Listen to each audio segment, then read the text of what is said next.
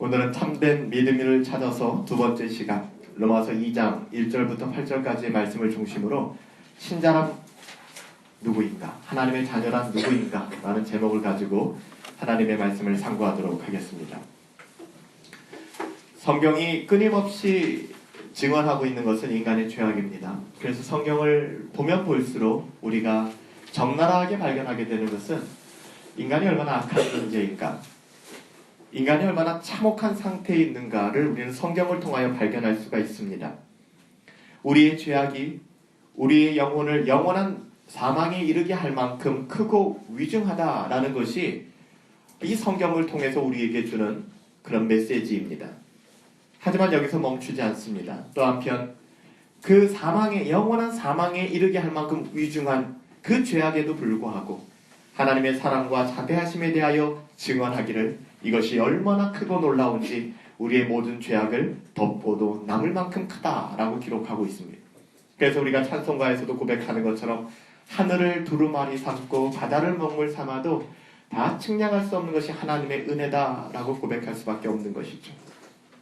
사랑하는 여러분들, 이 땅에는 언젠가 전 우주적인 종말이 있을 것입니다. 그렇죠? 전 우주적인 종말이라고 하면 이 세상의 마지막 때겠죠. 그렇지만 전 우주적인 종말 이전에 언제가 될지는 모르겠지만 우리 각자는 개인적인 종말을 또한 먼저 맞이하게 될 것입니다. 전 우주적인 종말이든 아니면 개인적인 종말이든 간에 누구나 우리는 우리의 삶을 하나님 앞에서 설명하게 될 그날을 반드시 마주대하게 될 것입니다. 안 올 것 같죠? 우리가 학교 다닐 때 특히 초등학교 시절에 방학이 오지 않을 개학이 오지 않을 것 같은 마음이 있지 않습니까? 저희 때는 겨울방학이 길었어요. 토요일날도 학교를 갔기 때문에 거의 한 2달 가까이 겨울방학이 됐었거든요. 그래서 겨울방학 끝나기 전에 막 일기 숙제, 탐구생활 숙제 막 했던 기억들이 나요. 그날이 올 것 같지 않은데 개학이 오거든요. 고3들이 수능 그날이 오지 않을 것 같은데 그날이 오는 것처럼 우리가 여상한 하루하루를 보내고 있지만 우리 인생 가운데 언젠가 그날이 찾아올 거예요. 그날에는 하나님 앞에서 호련히 우리가 단독자로 서서 우리의 삶을 설명하게 될 그날을 맞이하게 될 것입니다. 여러분, 그 준엄한 하나님의 심판대 앞에 서는 그날에 신자와 불신자의 차이는 극명하게 나누어지게 될 것입니다. 성경이 기록하기를 믿음이 있고 참된 믿음이 있는 신자는 영생을 얻게 될 것이요 그렇지 않은 자에게는 영벌이 임할 것이라고 성경은 증언하고 있습니다. 비록 이 땅을 살면서는 잘 구분이 안 돼요. 그 영생을 소유할 사람이 누구인지. 믿음은 우리의 눈으로 포착되는 것이 아니기 때문에 믿음 있는 척하는 것과 진짜 믿음이 있는 것을 우리는 분별할 수가 없습니다. 그래서 사람에게 얼마만에 인정을 받는 것이 그렇게 중요한 문제가 아니에요. 이 땅에서는 잘 구별이 되지 않는다고 할지라도 하나님의 심판대 앞에서는 마치 어두움이 빛 앞에 물러가듯이 이 모든 것들이 낱낱이 드러나게 되는 그날이 오게 될 것입니다. 예수님께서는 하나님의 나라에 대하여 말씀하실 때 마태복음 25장 31절에서 33절에 이렇게 말씀하셨습니다. 인자가 자기의 영광으로 모든 천사와 함께 올 때, 범우주적인 종말이죠. 자기 영광의 보좌에 앉으리니 모든 민족을 그 앞에 모으고 각각 구분하기를. 그 마지막 심판 때 하나님께서는 모든 사람들을 그룹으로 다루지 않아요. 각각 모읍니다. 그리고 각각 구분하여 목자가 양과 염소를 구분하는 것 같이 하여 양은 그 오른편에 하나님의 거룩한 영생에, 염소는 그 왼편에 하나님의 심판대 앞에 서게 될 것이라고 말씀하셨습니다. 또한 예수님께서 마태복음 13장 24절부터 30절에 이렇게 말씀하셨죠. 예수님께서 그들 앞에 또 비유를 들어서 이렇게 말씀하십니다. 천국은 마치 좋은 씨를 제밭에 뿌린 사람과 같으니 사람들이 잘 때 그 원수가 와서 곡식 가운데 가라지를 덮으리고 갔더니 싹이 나고 결실할 때 가라지도 보이거든. 집 주인의 종들이 와서 말하되 주여 밭에 좋은 씨를 뿌리지 아니하였나이까. 그런데 가라지는 어디서 생겼습니까? 주인이 이르되 원수가 이렇게 하였구나. 종들이 말하되 그러면 우리가 가서 그것을 뽑기를 원하시나이까? 주인이 이르되 가만두어라. 가라지를 뽑다가 곡식까지 뽑힐까 염려하노라. 둘 다 추수 때까지 함께 자라게 두어둬라. 다시 말하면 이 땅을 살아가면서 믿음의 사람과 믿음이 없는 사람이 어떨 때는 구분이 잘 되지 않는다는 거예요. 둘 다 추수 때까지 함께 자라도록 두어라. 하지만 그 마지막 순간에 추수 때에 내가 추수꾼들에게 말하기를 가라지는 먼저 거두어 불사르고 그렇게 단으로 묶고 곡식은 모아 내 창고에 들이라. 염소와 양이 갈라지는 때가 있습니다. 알곡과 가라지가 정확하게 구별되는 그때가 있습니다. 이때에는 참된 믿음, saving faith, 구원에 이르는 믿음을 가진 사람과 자기가 구원의 확신을 가지고 있다 할지라도 구원에 이르지 않는 허상된 믿음을 가지고 있는 사람은 명백하게 나누어지게 된다는 것입니다. 존 버년이 쓴 철로 역정의 마지막 그 천성문 앞에서 무지와 같이 지옥으로 떨어지는 사람도 있을 것이요, 천국문으로 들어가는 사람도 있다는 것이죠. 그렇다면 믿음이 있는 신자와 그렇지 않은 불신자들이 이 땅을 살아가는 모습들을 통해서 궁극적으로 이들은 어떤 열매로 구별이 될까요? 다시 말하면 참 믿음을 가진 사람들은 어떤 열매를 맺고 불신자들은 어떤 열매를 맺어 나가는 걸까요? 여러분, 이것은 믿음의 문제거든요. 믿음의 문제. 신자라고 하는 것은 믿음을 가진 사람들입니다. 특별히 오늘 본문을 통해서 그 믿음의 문제에 있어서 불신자들의 믿음 없음을 보여주고 있죠. 오늘 본문 4절부터 5절까지입니다. 우리 함께 읽을까요? 4절부터 5절 시작. 홍대가 하나님의 인자하심이 너희를 인도하여 회개하게 하심을 뭐라고 얘기합니까? 회개하게 하심을 알지 못하여. 이 불신자들이 갖는 특징입니다. 회개하지 않아요. 회개하게 하심을 알지 못하여. 이어서 읽습니다. 시작. 그의 인자하심과 용납하심과 길이 참으심의 풍성함을 왜 하나님의 그 아름다우심을 멸시할까요? 왜 하나님을 능욕할까요? 회개하지 않기 때문이죠. 계속 읽습니다. 시작. 다만 내 고집과 회개하지 아니하는 마음을 따라 진노의 날 곧 하나님의 의에 나타나는 그날에 임할 진노를 내게 쌓는 내 고집과 회개하지 아니하는 마음을 따라서. 여러분, 불신자들의 특징이 여기 고스란히 드러나 있습니다. 하나님의 회개하심을 알지 못해요. 회개가 무엇인지를 알지 못합니다. 그 이면에는 무엇입니까? 고집이 있습니다. 이 고집 때문에, 이 굳은 마음 때문에 회개하지 아니하는 마음이 굳은 마음입니다.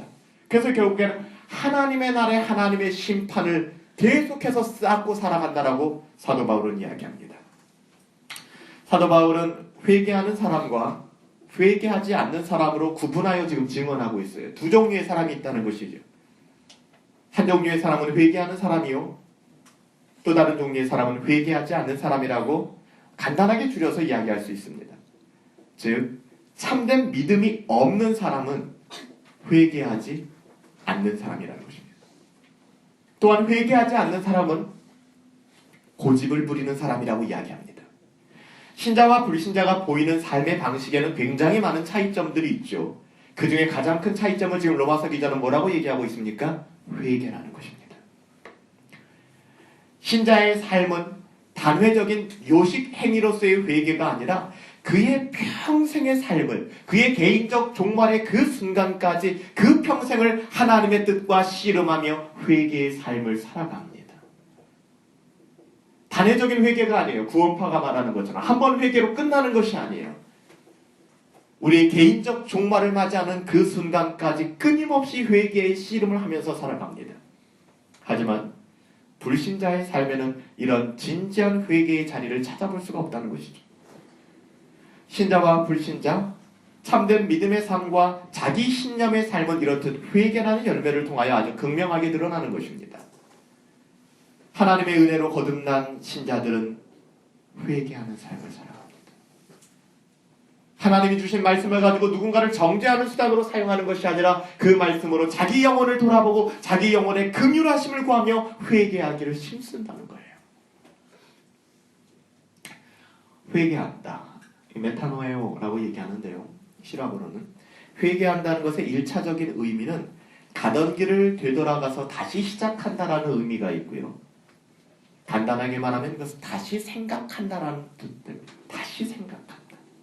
즉 다시 생각한다는 것은 무엇입니까? 뭘 다시 생각합니까?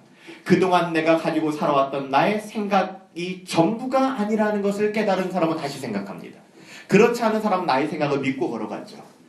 내가 실수할 수도 있겠구나. 내가 잘못될 수도 있겠구나를 인정하는 사람이 다시 생각하기 시작합니다. 그래서 여러분, 다시 생각한다는 뜻은 마음을 바꾼다라는 의미를 가지며 한편으로는 자기의 고집을 꺾는다는 의미를 가져요. 이게 회개입니다. 회개는 나의 고집을 꺾는 거예요. 내가 가지고 있던 신념을 내려놓는 것입니다. 이런 회개의 개념을 가장 잘 설명해 주는 것이 마태복음 21장 28절 이하에 나타나 있어요. 예수님께서 여러분들 비유를 통해서 말씀하십니다. 포도원을 가진 한 사람이 있었습니다. 아버지로 등장합니다. 포도원 주인이었던 아버지는 그의 사랑하는 두 아들들에게 이야기합니다. 포도원에 가서 일을 좀 해주렴, 이렇게 이야기를 합니다. 그런데 두 아들의 태도가 달라요. 첫 번째 큰 아들은 아버지께 가겠다고 철석같이 약속을 합니다. 결국에는 어기고 그는 포도원에 가지 않았습니다. 아버지 앞에서는 갈 것 같이 그냥 가진 좋은 말을 다 해놓고서 결국 그는 약속을 지키지 않았습니다. 이 첫 번째 아들입니다. 하지만 연이어 등장하는 두 번째 아들의 경우는 이와 반대의 경우를 예수님께서 말씀하셨습니다. 당장 무슨 사연이 있었는지, 당장 무슨 상황이 있었는지는 모르겠어요. 성경이 그걸 침묵합니다. 아무튼 어떤 문제가 있었기 때문에 그건 잘 모르겠지만 아버지 앞에서는 안 가요 아버지 하고 불순종합니다. 하지만 결정적인 순간에 둘째 아들의 걸음은 포도원을 향해 있었습니다. 예수님께서 물어보십니다. 제자들에게. 누가 아버지의 뜻대로 행한 것이냐? 누가 아버지의 뜻대로 행한 것이냐? 당연히 두 번째 아들이었죠. 왜냐하면 아버지의 뜻대로 행한 것, 결국 아버지의 뜻대로 포도원으로 간 것은 첫째 아들이 아니라 둘째 아들이었기 때문입니다. 여기서 여러분들, 예수님께서 둘째 아들의 이 모습을 통해 뭘 얘기하고 계신지 아십니까? 회개를 이야기하고 계세요. 처음에는 고집스럽게, 표독스럽게도 아버지 말에 거절을 합니다. 근데 무슨 연유인지는 모르겠지만 그가 생각을 다시 하게 됩니다. 그리고 아버지의 뜻대로 포도원으로 가게 되는 것이죠. 처음에는 인간적인 마음으로 거절했지만 다시 생각하고, 다시 말하면 회개하고 그의 마음을 바꾸어 가던 길을 돌이켜서 나의 고집을 내려놓고 아버지의 뜻대로 포도원으로 갔던, 여러분, 이것이 회개입니다. 이것이 참된 믿음으로 이르는 신자의 전형이에요. 날마다 회개하는 삶, 날마다 고집스럽게 살아가기를 원하는 우리들의 삶이지만 그 가운데 하나님의 은혜로 날마다 회개할 수 있는 삶. 여러분 이거 아십니까? 방금 이 비유를 마치신 예수님께서 뭐라고 말씀하셨는지 아세요? 마태복음에 보면 21장에 이 말씀을 하시고 예수님께서는 세례 요한이 와서 구원의 도를 전할 때에 세리와 창녀들은 믿었지만 세리와 창녀가 둘째 아들이라는 것입니다. 세리와 창녀는 악하게 살던 사람들이지만 세례 요한이 와서 그 말을 들었을 때 그들은 와서 믿었지만, 회개했지만 너희들은 전혀 뉘우치지 않고, 서기관과 바리새인들을 향한 예수님의 경고의 메시지입니다. 너희들은 너희들의 고집을 꺾고 있지 않구나. 포도원에 아들을 보내는 이 장면을 통하여 예수님께서는 마음을 돌이켜 회개한, 그래서 포도원을 향한 이 둘째 아들이 회개하여 하나님 앞에 온 세리와 창녀와 같다라고 말씀하시는 거예요. 이건 제 얘기가 아니라 그렇게 해석을 하셨어요, 예수님께서. 아울러 아버지 앞에서는 굉장히 듣기 좋은 말로 포장하고 주여! 주여! 라고 외쳤을지는 모르겠지만 순종과 결단의 모습까지 있었지만 정작 포도원으로 발걸음을 하지 않았던 첫째 아들은 바로 종교적 바리새인들과 서기관들. 그래서 예수님께서는 이들을 향하여 이 독사의 자식들아, 이 회칠한 무덤과 같은 자들아 하고 저주의 말씀을 쏟아나오셨던 겁니다. 그 말씀을 좀 확인하실까요? 마태복음 21장 28절부터 32절 말씀을 우리 같이 한번 읽어보도록 하겠습니다. 마태복음 21장 28절부터 32절까지의 말씀이에요. 회개의 의미를 담고 있는 이 비유의 말씀을 여러분들 들으시기 바랍니다. 마태복음 21장 28절부터 32절 함께 읽습니다. 시작. 그러나 너희 생각에는 어떠하냐? 어떤 사람에게 두 아들이 있는데 맏아들에게 가서 이르되 예 오늘 포도원에 가서 일하라 하니 대답하여 이르되 아버지 가겠나이다 하더니 가지 아니하고 둘째 아들에게 가서 또 그와 같이 말하니 대답하여 이르되 실소이다 하였다가 그 후에 뉘우치고 갔으니 그 둘 중에 누가 아버지의 뜻대로 하였느냐? 이르되 둘째 아들이니이다. 예수께서 그들에게 해석하여 주시는 겁니다. 시작. 내가 진실로 너희에게 이르노니 세리들과 창녀들이 너희보다 먼저 하나님 나라에 들어가리라. 요한의 의의 도로 너희에게 왔군. 너희는 그를 믿지 아니하였을 때 세리와 창녀는 믿었으며 너희는 이것을 보고도 끝내 뉘우쳐 믿지 아니하였도다. 신자의 회개의 삶에 대하여 예수님께서는 말씀하시는 것입니다. 참된 믿음이 없는 사람들은 첫째 아들과 같은 행동을 합니다. 그래서 헌신하는 것 같고 굉장히 믿음이 좋아 보이지만 정작 빛 좋은 개살구에 불과한 것이죠. 비록 아버지 앞에서는 무슨 연유인지는 모르겠지만 오히려 안 가겠다라고 고집을 부렸지만 그 고집을 꺾은 둘째 아들이 참된 회개에 이르는 신자의 삶을 살아갔다라고 예수님께서는 말씀하는 것입니다. 여러분, 말이 아니에요. 말을 통하여 구원에 이르는 것이 아닙니다. 궁극적으로 열매를 통하여 자신의 믿음을 증명하는 거예요. 오해하지 마세요. 행위 구원을 이야기하는 것이 아닙니다. 행위로 구원받겠다는 이야기가 아니라 참으로 구원받은 사람은 행위로서 그것이 증명되어진다. 예수님의 표현대로 하자면 열매를 보아서 그 나무를 알게 될 것이라고 하신 것과 똑같은 것입니다. 마태복음 7장 21절에 너무나도 잘 하시는 말씀이죠. 예수님은 이렇게 말씀하셨습니다. 나더러 주여 주여 하는 자마다 천국에 다 들어갈 것이 아니요. 주여 주여 하는 자들이 다 천국에 못 들어간다는 것이 아닙니다. 주여 주여 하는 자마다 천국에 다 들어가는 것은 아니다라는 것입니다. 왜냐하면 주여 주여 하는 자마다 참된 믿음을 가진 사람들도 있지만 그렇지 않은 사람들도 있다는 것이죠. 나더러 주여 주여 하는 자마다 다 천국에 들어갈 것이 아니요 다만 하늘에 계신 내 아버지의 뜻대로 행하는 자라야 천국에 들어가리라. 또한 사도 바울은 고린도 교회를 향하여 이렇게 증언합니다. 고린도전서 2장 13절에서 14절. 우리가 이것을 말하거니와 사람의 지혜가 가르친 말로 아니하고 오직 성령께서 가르치신 것으로 하니 영적인 일은 영적인 것으로 분별하느니라. 육에 속한 사람은 하나님의 성령의 일들을 받지 아니하나니. 다시요. 육에 속한 사람은 하나님의 성령의 일들을 받지 아니하나니. 이는 그것들이 그에게는 어리석게 보이며 또한 그는 그것들을 알 수도 없나니 이런 일은 영적으로 분별되기 때문이라. 사도 바울이 고린도 교회를 향하여 이야기한 것입니다. 이 말을 간단하게 이야기하면 육에 속한 사람은 하나님의 뜻에 순종할 수 없다는 겁니다. 안 된다는 거예요. 육에 속한 사람은 절대로 하나님의 뜻대로 순종이 불가능하다는 거예요. 다시 말하면 왜 누군가는 하나님의 말씀에 순종하지 않는가? 바로 육에 속하였기 때문이라는 것이죠. 왜냐하면 그 안에 죄성이 그를 주관하고 죄가 그 사람 안에서 왕노릇하고 있기 때문에 그 사람은 여전히 죄를 섬기고 있는 것입니다. 여러분, 이 말이 우리 고린도전서 2장 14절에 육에 속한 사람은 성령의 일을 받지 아니한다. 근데 육에 속한 사람의 원어적 의미는 영어로 한다면 굳이 natural man이에요. natural man. 여러분, natural man이 어떤 사람들입니까? 그냥 태어난 사람이에요. 거듭나기 전 사람. 하나님의 특별한 은혜 가운데 거듭남을 경험하기 전의 사람. 그러니까 이 땅에 아담의 후손으로 태어나는 모든 사람들을 육에 속한 사람이라고 얘기하는 거예요. 성령의 일을 받지 아니한다라는 말은요, 이 하나님의 뜻, 다시 말하면 아버지의 뜻, 포도원에 가서 네가 좀 일했으면 좋겠다, 일하렴 이라는 이 말의 뜻을 이해하지 못했다는 의미가 아닙니다. 의도적으로 이 말을 거절했다는 거예요. 난 주님 뜻대로 살고 싶지 않아요. 난 내 고집대로 살 거예요. 난 내가 원하는 대로 살 거예요. 다시 말하면 포도원에 가지 않은 첫째 아들이 아버지의 뜻을 분별하지 못해서 그렇게 했다는 것이 아니라 의도적으로 아버지 말에 순종하지 않았다는 거예요. 그 말을 이해 못했기 때문이 아니라 가고 싶지 않았기 때문에 아버지의 뜻을 자기의 뜻으로 눌러 이긴 겁니다. 아버지의 뜻에 순종하기엔 내가 하고 싶은 게 너무 많은 거예요. 그래서 아버지의 뜻은 잠깐 제쳐두는 것입니다. 왜 이 지경이 되었을까? 여러분, 인간이 왜 이 지경이 되었을까요? 그것은 고린도전서 2장 14절 후반부에 증언하듯이 하나님의 뜻이 어리석어 보이기 때문에 그래요. 여러분, 그렇게 얘기해요.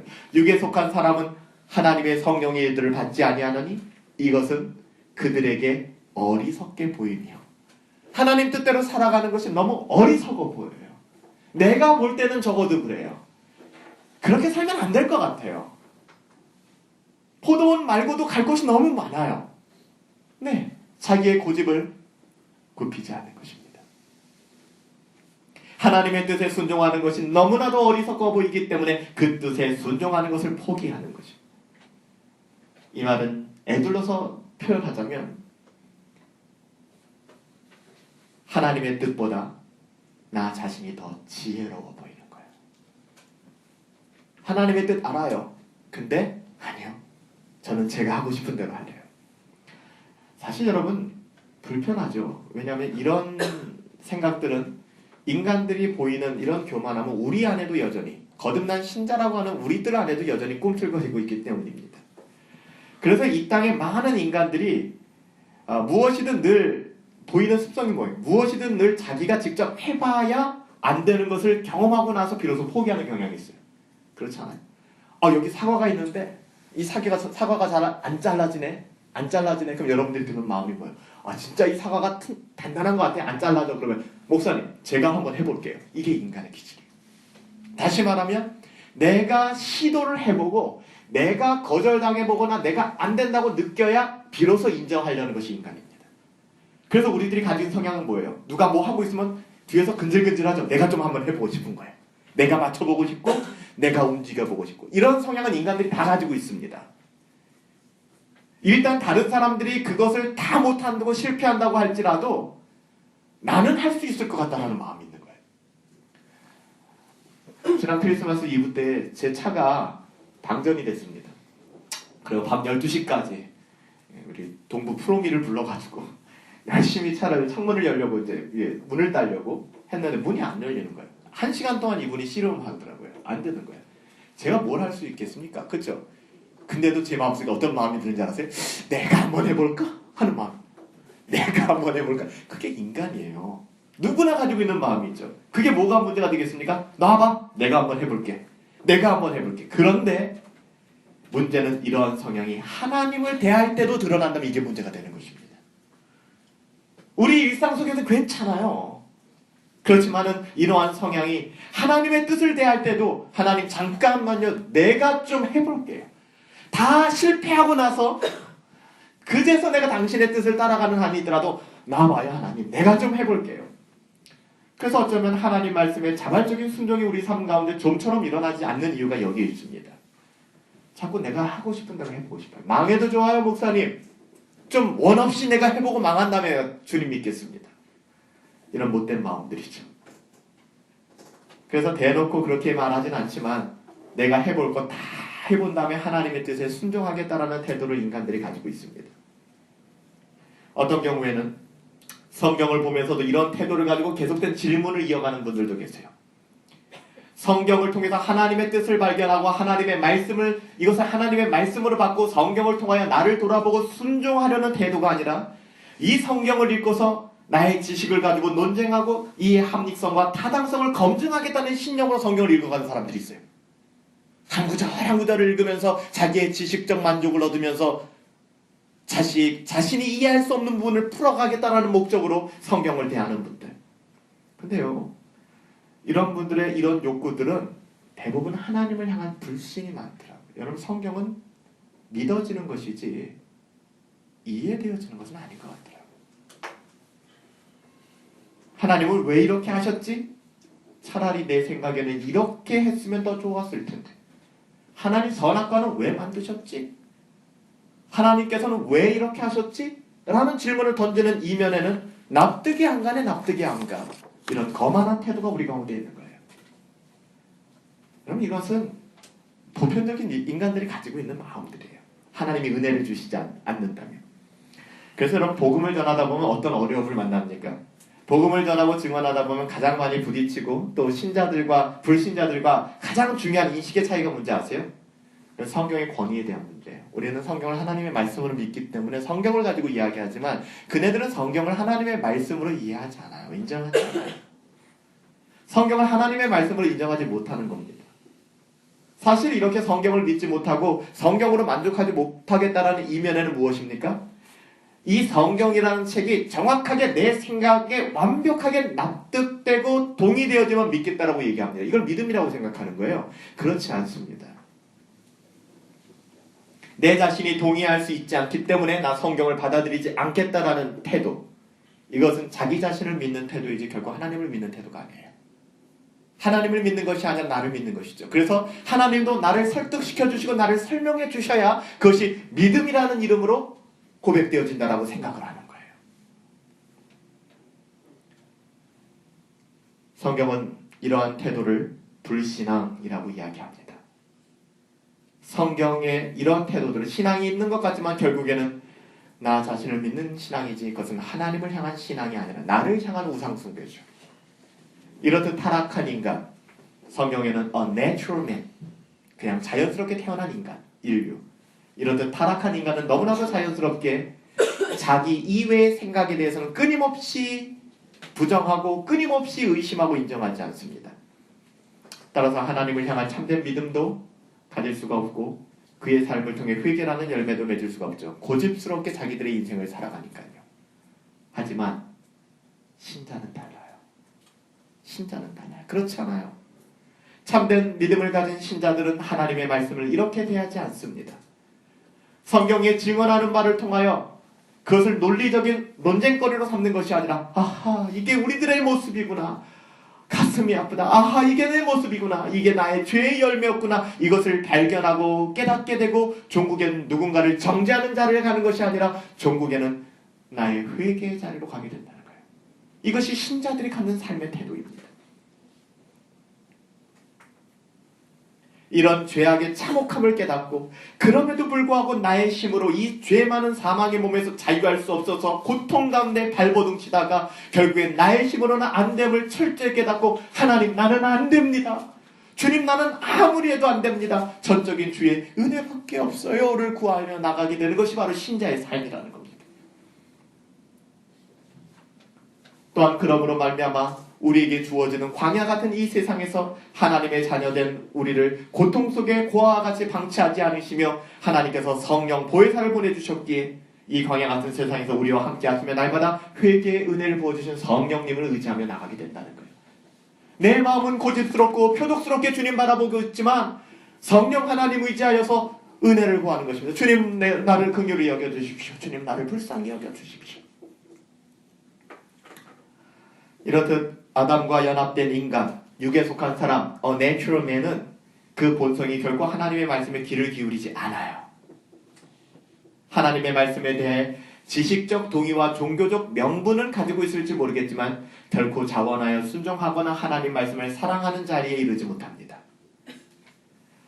이렇게 아담의 후손이 가진 성향은 지독히도 고집적이고 고집을 부리는 것이죠.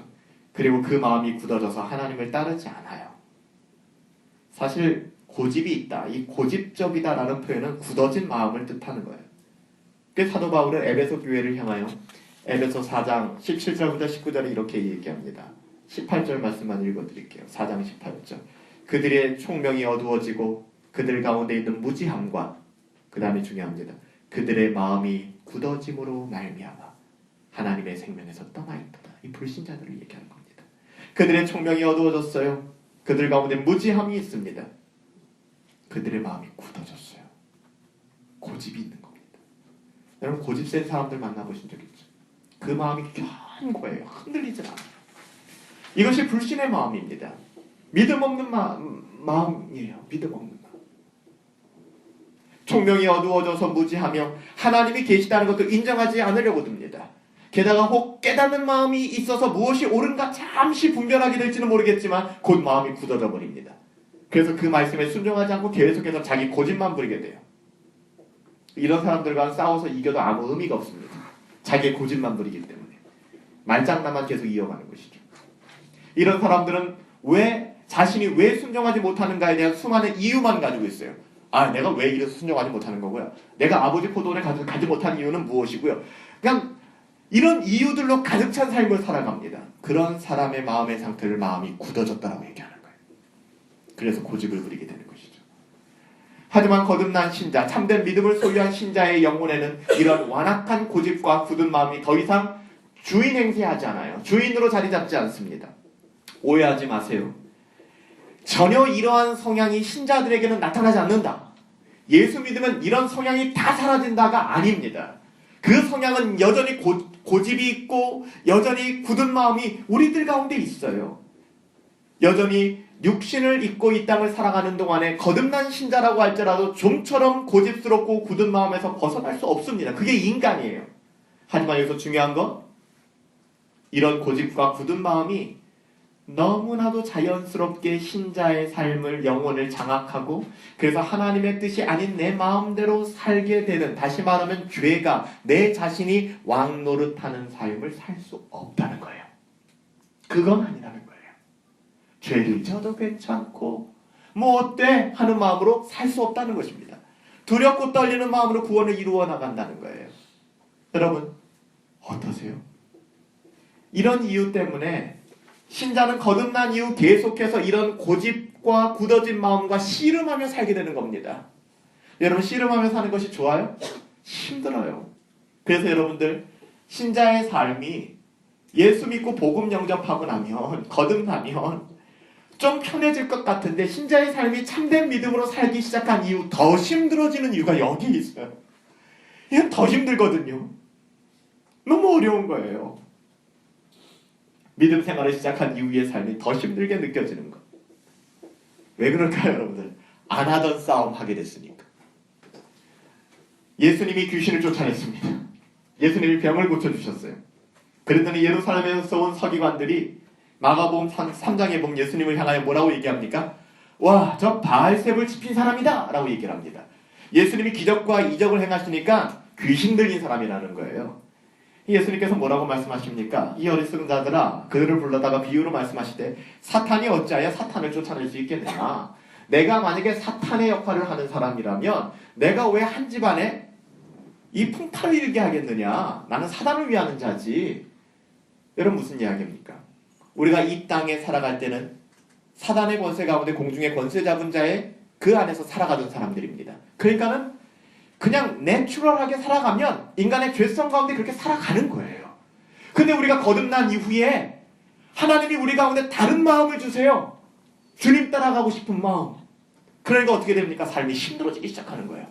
어려워지기 시작하는 거예요. 왜 그럴까요? 주인이 바뀌었기 때문에.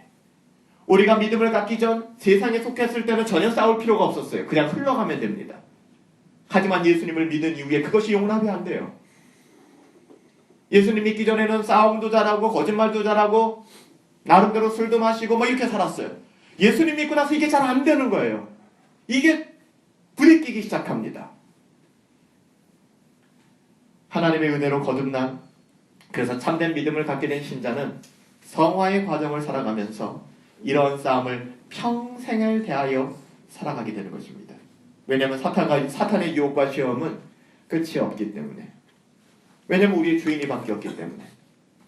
이렇듯 하나님의 자녀가 된 이후에 시작되는 갈등, 이걸 힘들어하시는 분들도 계세요. 그래서 뭐 내가 잘못 믿는 거 아닌가라는 생각을 하시는 분들도 계세요. 하나님의 자녀가 되었으면 마음이 편안해야지. 근데 한편 하나님의 자녀가 된 이후에 시작되는 이런 갈등들, 이런 씨름들, 어쩌면 여러분들 이것을 여러분들 우리가 경험하고 살아가는지도 모르겠어요. 이들 중요한 팁이 뭔지 아십니까? 싸워야지, 그래 싸워야 돼 하면 너무 힘들어요. 이런 사람이 율법 아래에 있는 사람들입니다. 그럼 이것은 자연스럽게 열매를 맺어야 돼요. 그리고 이 열매를 맺게 하시는 분은 성령님이세요. 그래서 여러분 성령 충만하십시오. 성령 충만해야 그 일들이 가능합니다. 말씀을 정리할게요.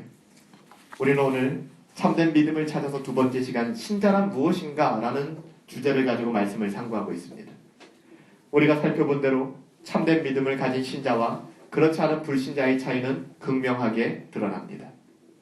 여러분, 불신자들의 삶은 끊임없이 자기밖에 무엇인가에 탓을 돌리며 전혀 회개하지 않는 삶을 살아가요. 하지만 신자는 이 모든 것이 나의 잘못이고 나의 탓이고 나의 죄 때문이라고 나의 잘못임을 깨닫고 고백합니다. 참된 믿음을 가진 신자는 자신의 이러한 비참함을 깨닫고 그럼에도 불구하고 어떻게 나 같은 죄인을, 나 같은 인생을 하나님이 살리셨는가 하는 결론에 이르고 하나님의 은혜를 찬양하게 되어 있습니다. 이렇듯 신자는 하나님의 은혜를 생각할 줄 아는 사람들이에요. 하나님의 은혜. 그리고 그 은혜가 얼마나 큰지 그의 영혼에 깊이 경험된 사람이 바로 신자입니다. 이런 은혜를 깨달은 사람만이 하나님 앞에 고집을 부리지 않게 돼요. 이 은혜가 있는 사람이 고집을 부리지 않아요. 그 마음이 굳어지지 않아요. 은혜입니다. 하나님 앞에 전적인 항복을 하게 되는 것이죠. 우리가 세상을 살아가는 동안 잃지 말아야 될 마음이 이것입니다. 나의 극악한 죄악에도 불구하고, 다른 누구의 죄가 아니에요. 다른 누구의 죄를 생각하지 마세요. 나의 극악한 죄에도 불구하고 나를 사랑하시오, 나를 지옥 심판하셔도 하나도 억울할 것 없는데 그런 나를 건지시어 구원의 은혜를 베풀어 주셨는데, 여러분 오늘 로마서 기자가 얘기하는 것처럼 우리가 누구라고 남의 죄를 들춰내어 정죄하는 데만 관심을 갖느냐는 거예요.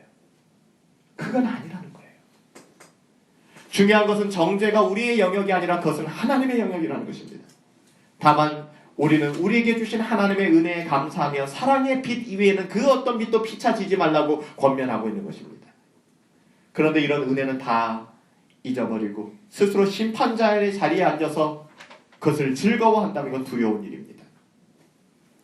왜냐하면 우리에게도 그 은혜를 거두어 가시면, 여러분 아세요? 하나님이 우리에게 그 은혜를 빼가시면 우리는 어떻게 할 수 없는 사람들이거든요. 우리에게도 그 은혜를 거두어 가시면 우리도 그 동일한 심판 앞에 살아남을 자가 아무도 없기 때문입니다. 그래서 신자는 은혜 가운데서 살아가야 되는 거예요.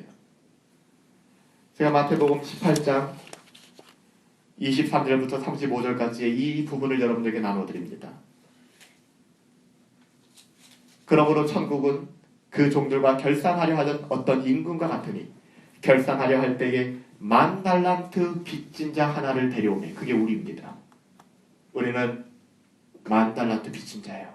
갚을 능력이 없어요. 25절에 갚을 것이 없는지라 주인이 명하여 그 몸과 아내와 자식들과 모든 소유를 다 팔아 갚게 하리라 하니 그 종이 엎드려 절하여 이르되 내게 참으소서 다 갚으리이다 하거늘 그 종의 주인이 불쌍히 여겨. 그러니까 우리가 구원받고 우리의 10,000달란트가 탕감된 이유는 우리의 능력으로 갚은 게 아니에요. 자식 처자식 다 팔아서 그것을 갚을 능력이 우리에게 없어요. 그의 종이 그것을 불쌍히 여겨, 종의 것을 불쌍히 여겨 놓아 내보내면서 그 빚을 탕감하여 주었더니 은혜 아닙니까? 구원받은 것이. 근데 보십시오. 그 다음에 예수님이 말씀하신 이 사람의 변화를 보십시오. 그 종이 나가서 자기에게 100데나리온 빚진 동료 한 사람을 만나 붙들어 목을 잡고 멱살을 잡고 이르되 빚을 갚으라. 100데나리온 빚을 갚으라. 10,000달란트 방금 탕감받은 자가 이렇게 얘기하는 것입니다. 그 동료가 엎드려져 이르되 나에게 참아주소서 갚으리이다. 자기가 똑같은 말을 하는 것이죠. 근데 자기는 용서를 받았어요. 근데 허락하지 아니하고. 얼마나 잘났습니까? 얼마나 잘났어요.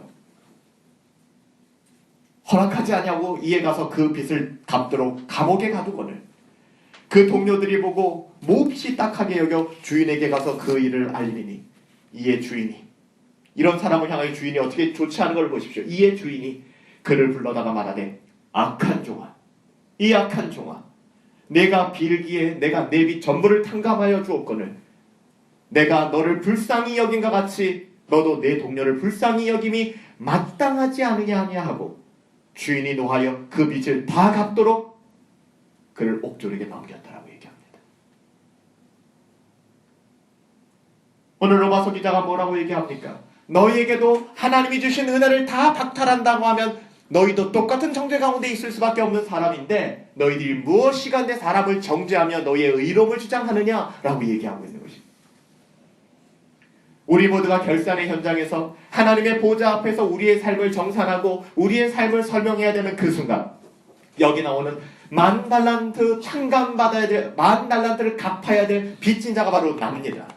우리들이에요. 이걸 깨닫지 못하면 은혜가 없어요.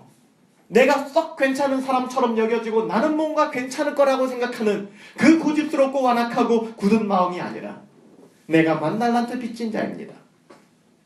우리가 만일 10,000달란트 빚진 자라는 사실을 인정하게 된다면 우리는 오직 주의 은혜 안에서만 존재의 의미를 가질 수 있는 사람들인 것을 깨닫게 될 것입니다. 우리가 로마서 말씀을 보았잖아요. 로마서 당시 로마 교회에 이런 아픔이 있었거든요. 그것은 유대인들과 헬라인들의 분열과 다툼이었어요. 그래서 유다인들은 그들 나름대로 상처를 가지고 헬라인들을 정죄하고 있었습니다. 저 할례받지 못한 그리스도인들. 헬라인들은 유대인들에 대한 동일한 상처를 가지고 불편해하고 있었습니다. 잘 아시는 것처럼 이런 문제를 가지고 있었던 로마 교회에 당시 황제였던 글라디오가 칙령을 내렸습니다. 유대인들을 로마에서 추방하라. 그러고 나니까 헬라인들은 로마 교회 주류가 되었어요. 을이 되었다 갑자기 갑이 되었어요. 그러니까 유대인들을 향하여 굉장히 무시하는 발언들을 쏟아내는 것입니다. 반대로 흩어진 유대인들은 모든 선교를 멈추면서 할례받지 못한 저 야만적인 헬라인들 하면서 마치 요즘에 정당들이 분열하듯이 그리스도인들이 분열되어 있는 거예요. 사도 바울은 이야기한 것입니다. 유대인들이여 너희들이 헬라인들을 정죄할 수 있느냐? 헬라인들이여 너희들이 유대인들을 정죄할 수 있느냐? 행위로는 너희나 헬라인이나 행위로는 유대인이나 헬라인이나 이 땅에 어떤 사람도 다를 것이 없는 죄인이다. 이걸 강조하고 있는 것입니다. 오직 은혜로 하나님의 의가 아니고서는 둘 다 헬라인이든 유대인이든 둘 다 멸망받을 수밖에 없는 족속인 것을 깨달아. 너희 모두가 만다나도 빚진 자다 라고 얘기하는 것입니다. 사랑하는 여러분들, 신자의 삶은 회개하는 삶입니다. 은혜를 깨닫고 날마다 말씀을 들을 때 그 말씀을 가지고 남을 정죄하고 자신의 지식의 어떠함을 해결하려고 사용하는 수단이 아니라 하나님의 말씀으로 내 자신의 영혼이 회개할 수 있는 기회를 얻고 그 기회로 삼는 것, 이것이 신자가 보이는 삶의 변화입니다.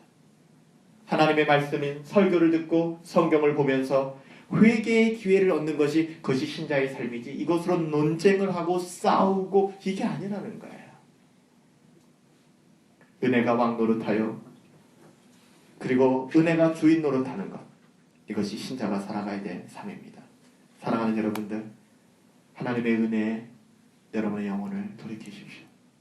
그리고 날마다 고집스럽고 표독스러운 그 표정으로 굳은 마음으로 살아가는 것이 아니라 날마다 회개하며, 항상 하나님의 말씀은 날 향해 있잖아요.